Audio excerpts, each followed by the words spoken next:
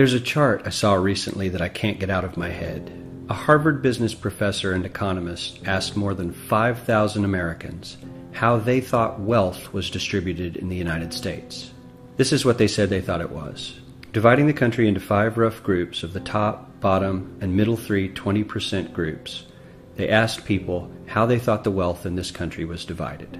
Then he asked them what they thought was the ideal distribution.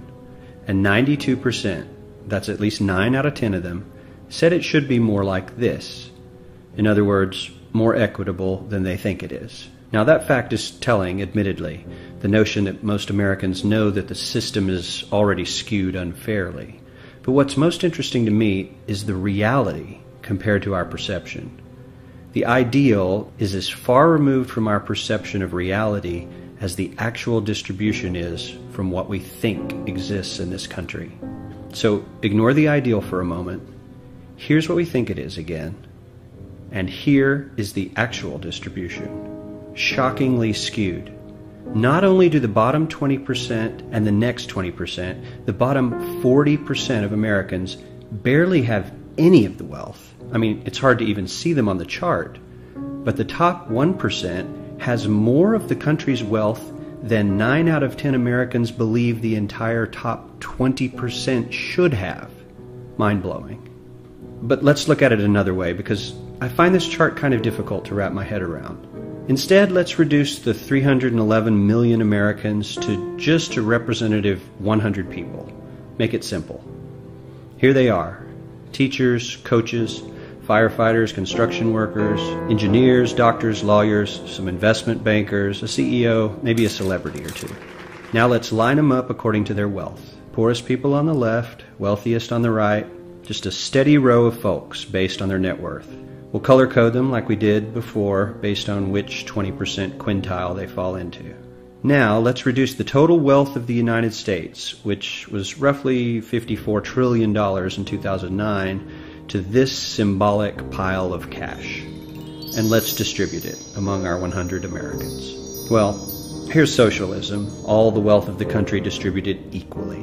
We all know that won't work. We need to encourage people to work and work hard to achieve that good old American dream and keep our country moving forward. So, here's that ideal we asked everyone about. Something like this curve.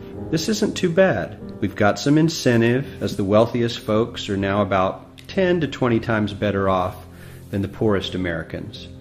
But hey, even the poor folks aren't actually poor, since the poverty line has stayed almost entirely off the chart. We have a super healthy middle class with a smooth transition into wealth. And yes, Republicans and Democrats alike chose this curve. 9 out of 10 people, 92%, said this was a nice, ideal distribution of America's wealth. But let's move on. This is what people think America's wealth distribution actually looks like. Not as equitable, clearly, but for me, even this still looks pretty great. Yes, the poorest 20 to 30% are starting to suffer quite a lot compared to the ideal, and the middle class is certainly struggling more than they were, while the rich and wealthy are making roughly 100 times that of the poorest Americans and about 10 times that of the still healthy middle class. Sadly, this isn't even close to the reality. Here is the actual distribution of wealth in America. The poorest Americans don't even register. They're down to pocket change, and the middle class is barely distinguishable from the poor. In fact, even the rich between the top 10 and 20 percentile are worse off. Only the top 10% are better off. And how much better off? So much better off that the top 2 to 5% are actually off the chart at this scale. And the top 1%, this guy, well, his stack of money stretches 10 times higher than we can show. Here's his stack of cash, restacked, all by itself. This is the top 1% we've been hearing so much about. So much green in his pockets that I have to give him a whole new column of his own, because he won't fit on my chart. 1% of America has 40% of all the nation's wealth. The bottom 80%, 8 out of every 10 people, or 80 out of these 100, only has 7% between them. And this has only gotten worse in the last 20 to 30 years.